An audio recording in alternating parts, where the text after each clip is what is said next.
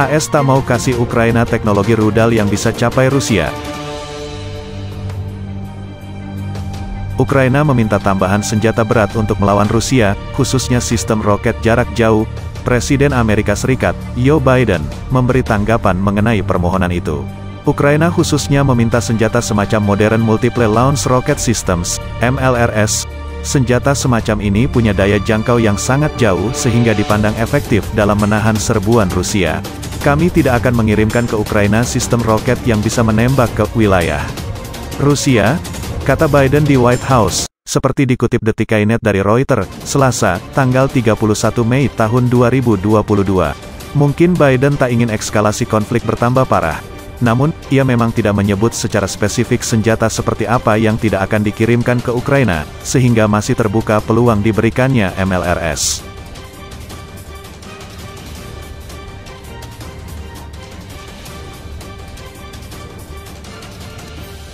Pemerintah AS sedang mempersiapkan paket senjata baru untuk Ukraina.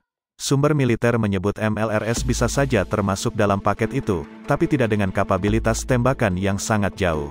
AS tercatat punya dua varian MLRS ini. Pertama adalah M270 yang diproduksi pertama kali pada tahun 1983. Roket yang ditembakkannya bisa menyasar target antara 32 sampai 40 km jauhnya. Bahkan varian lebih canggih bisa menjangkau sekitar 160 km. Adapun varian kedua adalah M142 HIMARS.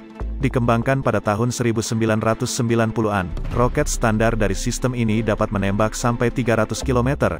Ada model khusus yang efektif sampai sejauh 498 km. Ukraina siap untuk menyerang balik. Untuk melakukan hal ini, kami membutuhkan MLRS dari NATO. Segera, demikian permohonan dari Kementerian Pertahanan Ukraina.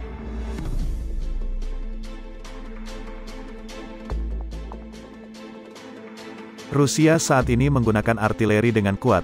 Untuk melawannya, untuk menyelamatkan nyawa tentara dan warga sipil kami, maka kami memerlukan roket MLRS, cetus Oleksandr Meresko dari Parlemen Ukraina. Ukraina terima rudal Harpoon dan meriam howitzer untuk lawan Rusia. Sesuai yang dijanjikan, Ukraina mulai menerima bantuan persenjataan baru, yaitu rudal Harpoon untuk menembak kapal dari Denmark, dan meriam howitzer dari Amerika Serikat. Kedua senjata canggih ini untuk melawan Rusia. Menteri Pertahanan Ukraina, Oleksiy Reznikov, menyatakan bantuan itu akan memperkuat militernya dalam melawan invasi Rusia yang belum juga mereda.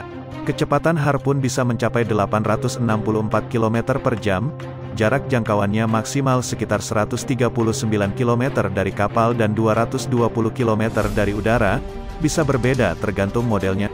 Kelebihan lainnya, Harpoon mudah dipindah-pindahkan.